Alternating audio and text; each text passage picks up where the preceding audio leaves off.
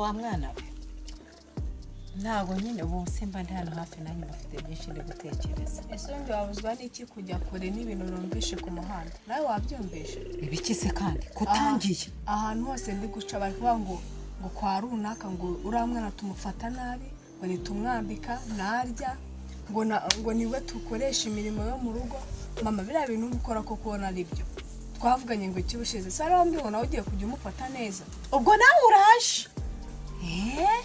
niko ubwo uje kumbambaraho ngo wumvishije ngo bavuga ngo kwa runaka bazaze bamufate bamujyane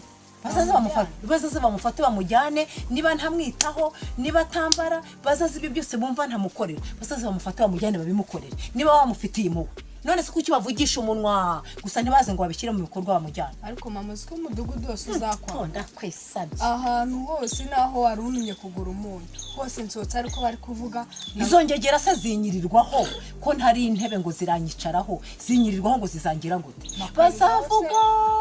nibageraho ibyo bukorerega baba babireba. Ibiki ariko nkora umva nkubwire nawe wa mwana we ntuze kumfatanya na stress nifitiye bafite byinshi ntekereza nawe ntuzane n'ibyaye nabo bavura mu hetongo bande mbere kubikubwira wewe wari wanyibwiye kuri amwata njya kumufata ndakwisabye ariko ubundi urinda ntokinga nguriye muri uriya mwana wajya umufate wajya ngo ujye mushyira mu mugongo nirwe muhetse mugenda nabigaragare ko amufashe neza. Reka maze nkubwire mama urambwira iki nyine mbwira njye mufata mushyire mu mugongo muheke abo bavugana uvuga bigaragare ko njyewe muhetse yenda nashyizeho nagashuka bavuga ko ari urwo rukundo mufitiye. Njye se ko batavuga kumfata nabi kongiye cyangwa natavuga kumfata nabi ubwo nuko bametse se ahubwo ibigambo byanyu n'umunwa wabarenze nta kindi gusa ntagiye mumva ubundi mu bamwabuza abandi mwicara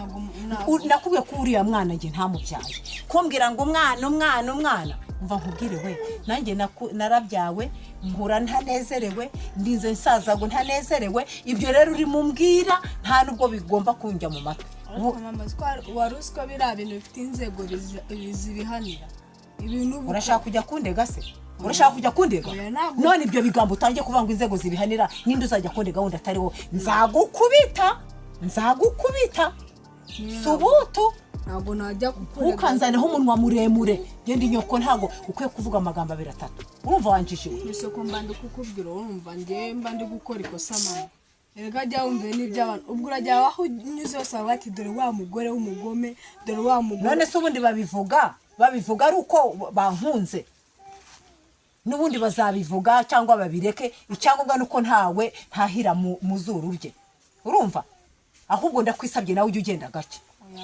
uraje baravuze ejo ugiye kuvoma baravuze ubwo ibyo urumva ibyo byose nazabyikorera nkabigeza hehe nyine cyo nkubwira uriya mwana mufate nk'uko mfata ariko ubundi wajya mufate ariko aribyo nakubajije muheke nyine nk'uko mfana we gufata ndaguheka nyine nk'uko mfata nanjye siba twego makonteri sesema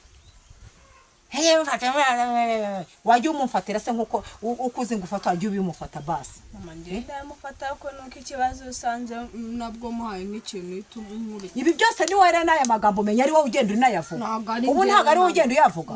none rero ibyo ko mba numva umpata ngo iyo nsanze ngo umuhaye ikintu ibi byose binava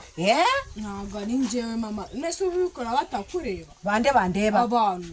tuba turi hehe urabizi neza aho ukorera hose umva nkubwira cyane nge ntukomeje kundusha amagambo n'umuntu ahubwo umve mu maso ndumva nanisonze ugenda ujye guteka umve imbere hute mve imbere wa kigoryi ibintu nzabigira cyane kiba kimpata amagambo angana gutya nyagasani simbise